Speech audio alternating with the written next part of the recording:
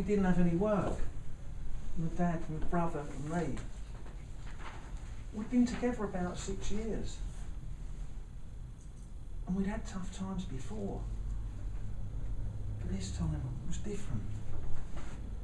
We was desperate. Ladies and gentlemen, fellow Toastmasters and very welcome guests. Green Builders. That's what my dad called our building firm.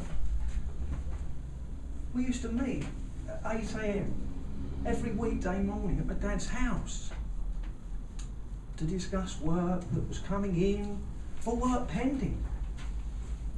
Only this time, we didn't have any work. We hadn't worked for about 4 weeks. And we were sitting about, scratching our heads, blaming everyone else for our problems. It was never our fault. It was the government, the next door neighbour, the next door neighbour's cat, everybody else's fault but ours. We was in a fix, in a hole, and then suddenly the phone rang. My dad went out, answered it, returned. We've got a job, boys. Percy Blazer wants a through lounge. It's about 500 quid's worth. We stood up, was all excited, yippee. The pound signs were chinging in our eyes. A day or so later, we set out with the tools and plant in our little minivan, and we drove to Percy's house. When we arrived, we walked into the room, and there was a great big ornate oak table there. I looked at my brother and thought, I'm not moving that out. He should have moved it himself. So we pushed it into the corner and covered it with a dust sheet. Now this was a hell of a messy job, and soon there was masonry, dust and brick rubble flying everywhere. We hacked the wall down, brought the steel in to support the upper floor. That steel weighs at least 1/4 of a tonne, so we had to jack this up with acro props.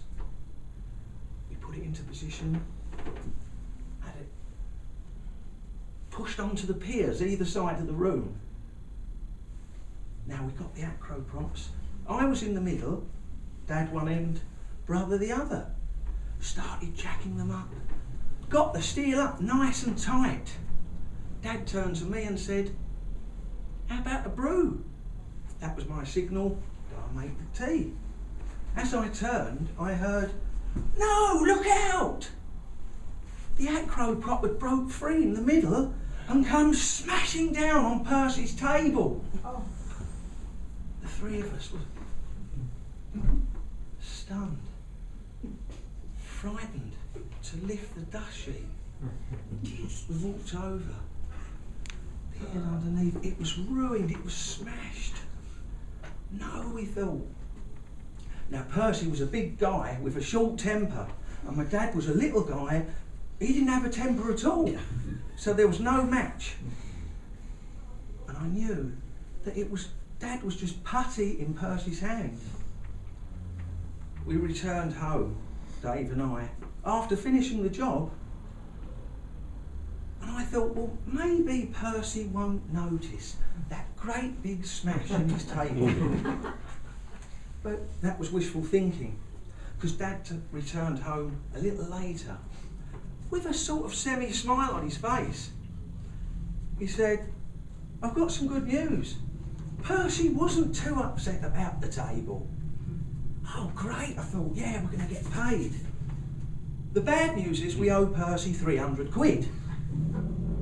Obviously, Percy had negotiated this old table, which we ruined, and turned it around, got this beautiful through lounge, and obviously we owed him £300.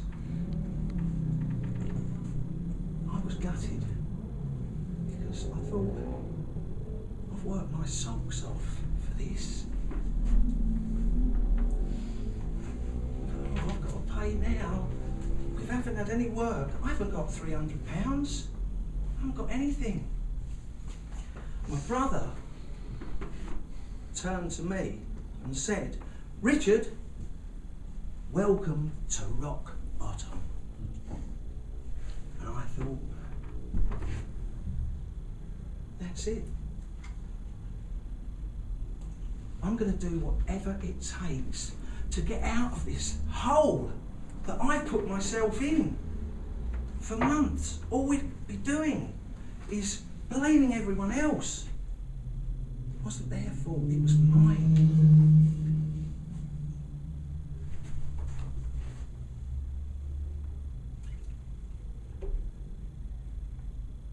It was mine.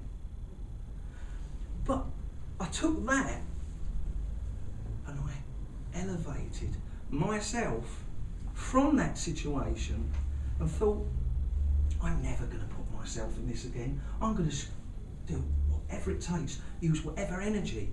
And I used that as fuel for my determination to make something of myself in this life. And I looked back and thought, rock bottom was my friend, because it gave me the fuel and energy to propel myself out of it. And when I look back at all the purses and all the things that went wrong with my brother and my dad and myself and our company, I thank them all, because it's them that have made me what I am today. Mr. Touch.